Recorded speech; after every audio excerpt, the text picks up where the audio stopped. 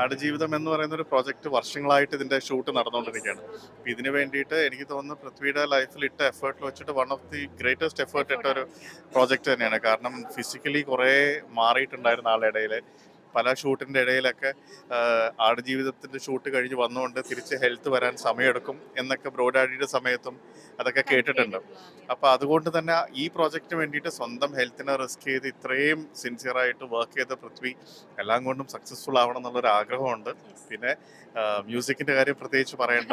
നമ്മള് ആടുജീവിതം ഗോട്ട് എന്ന് പറഞ്ഞാൽ തന്നെ ഇപ്പൊ ഉള്ളൊരു കണ്ടംപററി മീനിങ് ഉണ്ടല്ലോ. ഐ മീൻ ഒരു ഗ്രേറ്റസ്റ്റ് ഓഫ് ഓൾ ടൈം, ഒരു ഗ്രേറ്റസ്റ്റ് ഓഫ് ഓൾ ടൈം ആയിട്ടുള്ള ഒരു മ്യൂസിക് ഡയറക്ടറിന്റെ കയ്യിൽ ഈ പ്രോജക്റ്റ് ഉണ്ടാകുമ്പോൾ തീർച്ചയായിട്ടും അതിന്റെ സൗണ്ട്സ്കേപ്പിംഗ് നമുക്ക് എന്താ പറയേണ്ടത്, സർപ്രൈസസ് മാത്രം എക്സ്പെക്ട് ചെയ്യാം. ഒരുപാട് ലെജൻഡറി ആർട്ടിസ്റ്റ് കൊളാബറേറ്റ് ചെയ്യുന്ന ഒരു മൂവിയാണ്. തീർച്ചയായിട്ടും ആൻഡ് സാറിന്റെ ഒരു വിഷ് എന്തായിരിക്കും?